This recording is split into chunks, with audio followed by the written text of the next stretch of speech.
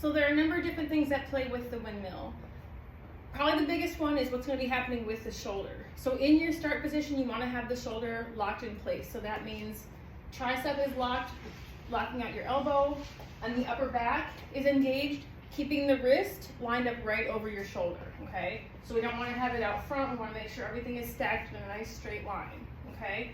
Another part that's going to be happening with the shoulder is, think about the shoulder being a ball and socket. So as you start to move, your body, your shoulder joint is going to be rotating and moving. So it's going to be moving within that, the ball and socket joint. Another thing that's going to be happening is at the hips. So when we start our movement, we want the hips to go back and to the side. So if someone is working and they just send their hips to the side, it's going to be very awkward trying to bend down. Your body doesn't bend very far that way. But if you send them back, so with a slight hinge and to the side, that's going to allow you to move the torso down. The other part with that is in your thoracic spine.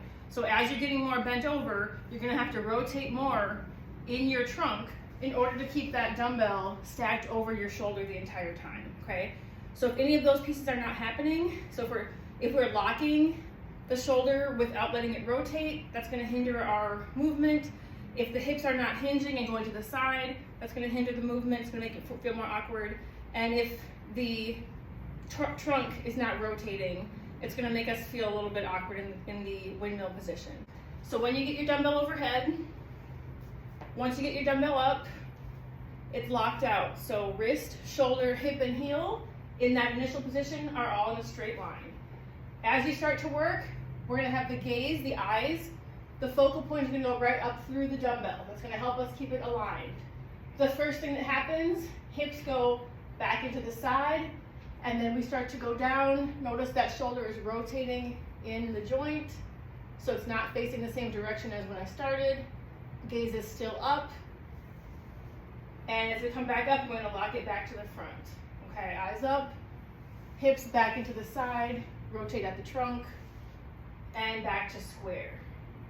Another thing that can make it feel awkward sometimes is if the knees start to squat forward. So the knees can actually, you have an option, they can stay fully extended. If your knees are straighter, you're going to get a little bit more of a stretch and a work in the hamstrings, but you don't have to keep them locked out depending on how your hamstrings feel. It's fine to soften those knees up and have that softer knee, but we still want to keep the knee right over the ankle. What I don't want to see is the knees bending forward and we end up in kind of a squat position. We want to have a hinge and go ahead and let the torso hinge over more, as opposed to having the torso upright and the knees bending, okay?